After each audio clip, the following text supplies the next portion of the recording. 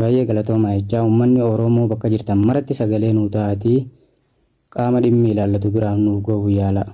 Nuti uummanni Harargee fi Arsii irraa buqqaanee 1996 godina Jimmaa aanaa Limmuu Saqaa qubannee ammallee qubanne san rakkachaa turre san ammallee rakkoon keenya furmaata hin arganne. Akkuma miidiyaan OMN jala bu'ee jalqaba nuu ibsaa ture sanitti rakkoon keenya hidha dhiidhee isaa hidhamee piroojeektiin hidha dhiidhee isaa hidhamee osoo jalaa uummatan kaasin osoo beenyaan gahaan hin kafalamin bakka buuteen lafaa osoo hin kennamin akkanumatti bishaan irra hidhanii uummata irraa cal jedhan. Nutti isanii kunoo bishaan waan hin dhaabbatu ganna yeroo waan taateef bishaan ooyiruu qonnaa fayyaa fudhatee manaayis nama baasee kunoo manaa baanee sharaa keessa galaa jirra. Manguddoo fi daa'imman dhiiraa dhalaan sharaa keessa galaa jirra. Shara amma yeroon ammaa kun ganna qabbanaa dhibee garaagaraatii jira. Beeylada garaagaraa waan qabnu beeyladoota bootaa horiin faan dheedu bishaan waan irra ciisee jiruuf amma gisee horii tiisuudhaaf yaatan naachi horii nyaachaa jira. Horiin oola nyaachaa jira fixaa jira. Amma booddee bineensi garaagaraa bishaan dura waan yaa'uuf booddee akka nama nyaatu ifaadha shakkiidha. Fuuldura ifaadha akka nama nyaatu booddee. Maaliif akkanumatti uummata kanatti callifame? Maaliif mul'atuu dhabee? Maaliif mootummaa bishaan kana hidhu jiraahi? Nama ajaa'ibsiisa. Mootummaa immoo abbaa qabeenyaatti hidhaa jira.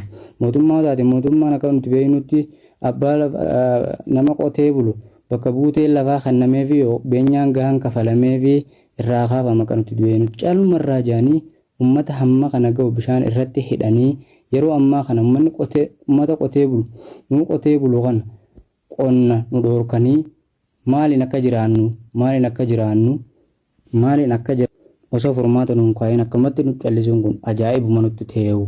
Amma nuti mootummaatti hidhu jira moo abbaa qabeenyaatti hidhu jira shakkiin nu keessa dhufte. Ni gurguramne bishaanii wajjin maali nama hin fakkaannuyi. Boonee jallisii namni qarshii meeqarra baase gaafa jalqaba miidiyaan keenya OMN nu ibsaa ture jalqaba irraa kaasee fayyaa isaa namni shunkurtii qarshii meeqaan bitate jalaa nyaatee fixee caluma irraa ja'amee amma lafa qonnaa ganna namni qotatee ittiin jiraatu hektaara fayyaa isaa fudhatee hunda harkaa fudhatee irra bal'ifamee bishaan manaayis baanee waggaa sharaa keessa gallee callifnee teenyu maaliif mul'atuu dhabneedha. Maaliif mul'atuu dhabnee mootummaan maaliif nu agaruu dhabaa? Maali kanatti nu callisuun kun ilaalcha biraatti jira moo maali nuuf hin gallee? Horiin amma nuti horiin keenya amma rakishee jira nurra rakisheessanii jira magaalaa ogeessinees horii warra bishaan keessaa jaama midhaanis akkasuma yoo namni horiin birraa gurgura jee magaalaa keessi horiin rakishee horii warra bishaan keessaa jaanii qarshii waa xiqqoo kafalamaaf akkamitti haa gurguratan horii eeyisa geessinee gurguran namni horii itti laffaanees bishaan hidheessaa kun uummata kana dura hidhamaan turre uummanni kan dhufe 96 dhufee bishaan ammoo kan hidhame 2003 daggala hammana hin jaamne ciree baasee bineensa meeqaan nyaatamee hiddamee namni meeqatti dhume bishaan hidheessaa kanaa kan namni agarre itti agarsiisee dhufee uummata kanarratti hidhee calirraa joon kun akka waan namni qonnaaf bishaan duraan hidhamaa jirurra dhufee jallisiidhaaf qonnaaf dhufeetti yoo barbaade haa ta'u jee callisee nutti fakkaata. Baay'ee rakkachaa jirra.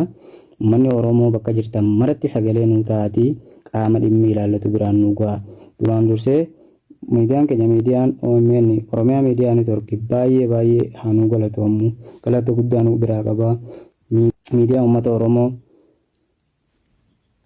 kan rakkoo uummataa dursee bakka hundaan ifatti ol baasee uummata Oromoo biraan gahu baay'ee nuu galatooma.